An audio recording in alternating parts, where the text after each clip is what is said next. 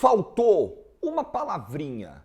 Aliás, eu acho que faltaram duas para os diretores do Corinthians tomarem a decisão que tomaram agora em fevereiro de 2022, lá em dezembro de 2021. Duas coisas que faltaram: coragem e convicção. Esses dois atributos estão muito em falta no futebol brasileiro. Principalmente o primeiro. Vamos falar desse assunto aqui no vídeo, pedindo para você já deixar o like, se inscrever no canal também, deixar nos comentários o que você achou da demissão do Silvinho. Vamos lá, o que eu penso de todo esse quadro aqui.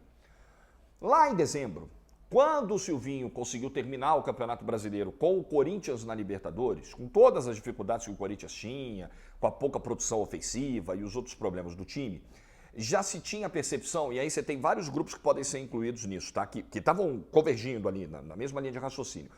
Torcedores, influenciadores corintianos, imprensa. Muita gente enxergava que o Silvinho extraía pouco do potencial daquele time, um time que melhorou muito tecnicamente com os reforços que chegaram.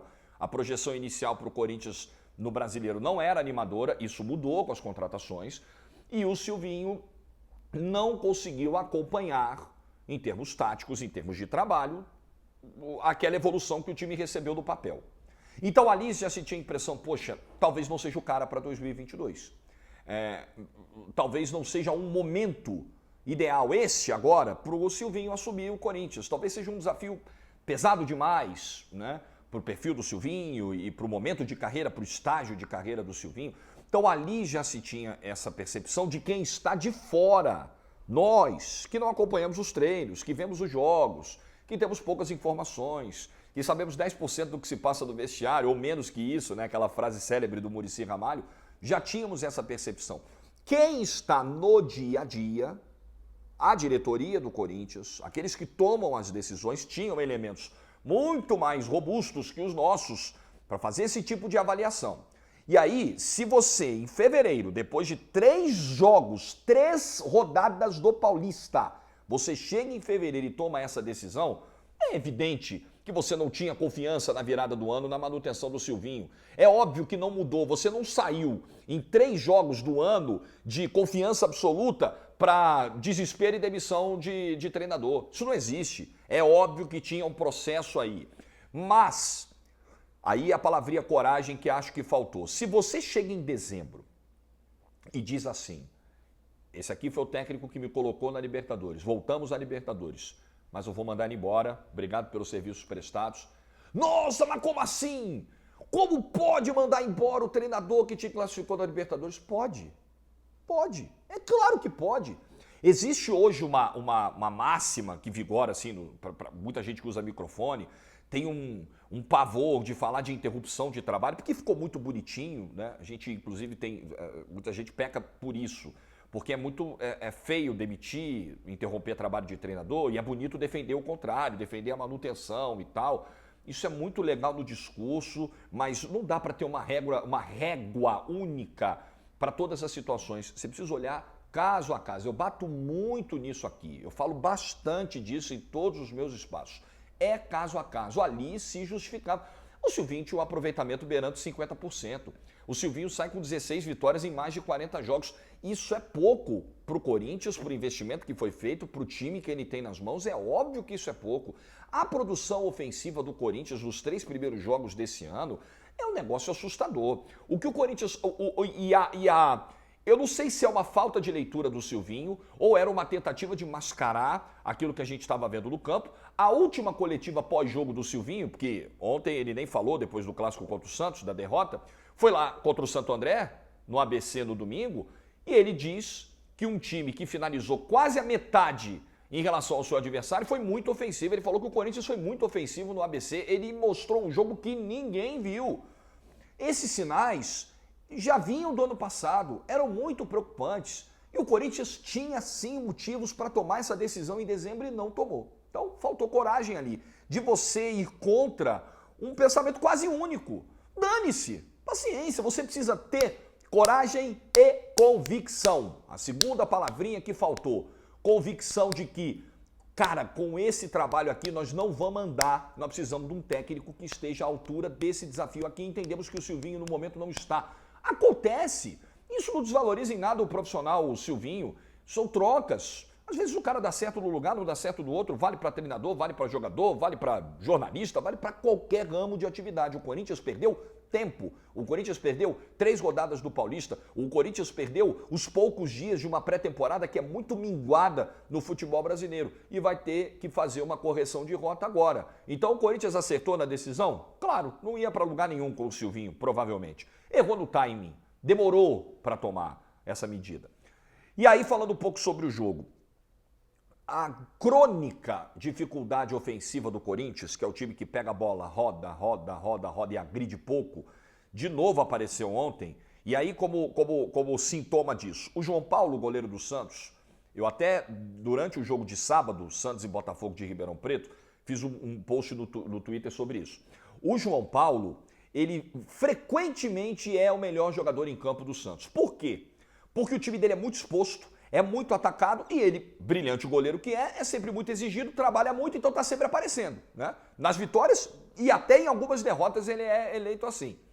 Ontem, dos 3 jogos que o Santos fez no ano, Inter de Limeira, Botafogo de Ribeirão Preto e Corinthians, ontem foi o jogo em que o João Paulo foi menos exigido. Porque o Santos deu uma organizada no seu setor defensivo, o Santos foi uma bagunça tática contra o Botafogo de Ribeirão Preto, se defendeu muito melhor no 4-4-2 do que no esquema com 3 zagueiros, talvez algo que o Carille vá repetir daqui para frente, e porque o Corinthians é um time praticamente inofensivo. A solução que o Corinthians encontrou para conseguir chegar ao gol foi o Jô. E a gente sabe o status atual do Jô no elenco do Corinthians. O Corinthians está aí desesperado, buscando uma outra solução, outro camisa 9, ou com falso 9, ou com o Roger Guedes fazendo a função. O Silvinho não achou e teve que recorrer ao Jô. E depois disso o Corinthians seguiu pobre ofensivamente. O Santos, que já tinha voltado melhor para o segundo tempo, conseguiu a virada. E aí um outro sintoma, além da fragilidade ofensiva do Corinthians, a fragilidade mental, emocional de um time que estava muito pressionado. De um time que talvez já soubesse que com o Silvinho ele tinha poucas ferramentas para sair de determinadas situações. Quando o Santos empata o jogo, o Corinthians se perde completamente em campo. O Corinthians erra passes bobos, e já vinha cometendo esse tipo de erro. O Corinthians passa a ter uma saída de bola ainda mais caótica e o Santos, com um garoto de 17 anos e um garoto de 18, o Santos bota o jogo no bolso. Em 5 minutos, vira, joga como gente grande, controla o resultado como gente grande, não toma uma pressão que era esperada por um time que jogava um clássico dentro de casa, dentro de Itaquera, como é a postura do Corinthians nesse tipo de situação. Então o Corinthians ele definhou no jogo e a vitória do Santos foi uma vitória de um time muito mais consciente e inteligente do que tinha que fazer. E olha que o Santos vinha de 2 rodadas terríveis.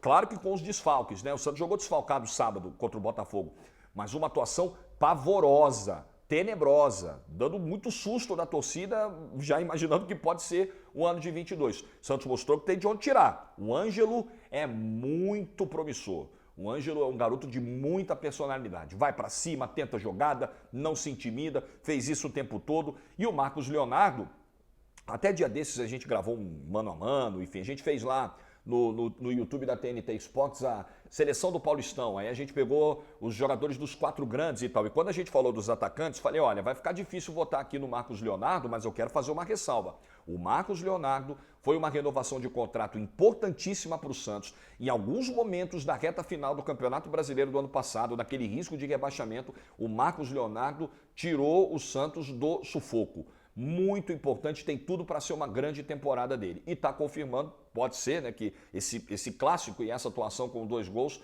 sejam aí a confirmação dessa pontinha de esperança que o Santos vai ter. Estreia do Ricardo Goulart apagada. Fisicamente o Ricardo Goulart está muito abaixo, o esforço ali para permanecer muito tempo em campo, mas vai precisar ainda de algumas rodadas, não contribuiu com nada do jogo, assim, é difícil você falar, até de atribuir uma nota para o Ricardo Goulart, mas a gente precisa dar a ressalva que do ponto de vista físico, para um cara que tem um histórico de lesões e que estava um tempo aí fora, o Santos vai precisar ter um pouco de paciência, tem que usar o Campeonato Paulista para isso, para dar essa sequência para ele chegar bem aí no Brasileirão. E agora, gente, é aquilo. O Corinthians vai buscar um novo técnico. Se fala de tudo, sabe? De Renato Gaúcho a Jorge Jesus. Não esperem muito critério, porque aqui no Brasil não é assim que se contrata treinador. Até porque, aí também, sendo justo, o nosso mercado é um pouquinho escasso, não é muito simples achar. Então o Corinthians vai ter que pegar alguém para resolver. Agora, independentemente de qual linha de trabalho, que acho que não existe, o que o Corinthians deve buscar é alguém com estofo. É alguém que, assim, coisa que o Silvinho não conseguiu, alguém com peso para comandar um time com Paulinho, o Renato Augusto, sabe, assim, um time que é caro, um time que tem que dar resposta para ontem, porque a média de idade é alta. O Corinthians não montou um time para médio e longo prazo. Os caras com mais de 30 anos. O Corinthians montou o time para agora. Tem que dar certo agora. Ah, mas futebol não é assim. Futebol é trabalho de médio e longo prazo. Tá bom, esse é o mundo ideal. O mundo real que a gente vive no futebol não é esse. É dar resultado agora, é fazer uma bela Libertadores, é voltar a ganhar o Campeonato Paulista, é para agora. E o Corinthians vai precisar trazer alguém para resolver agora. E é muito mais fácil, nessa roda louca do nosso futebol, um cara com bagagem chegar e conseguir resolver agora, ou ter maiores chances de resolver agora, do que uma aposta como o Silvinho fazer isso. O Silvinho precisaria de mais tempo, talvez de muito tempo. O Corinthians não tem esse tempo. Ninguém aqui do futebol brasileiro tem esse tempo. Tá errado isso?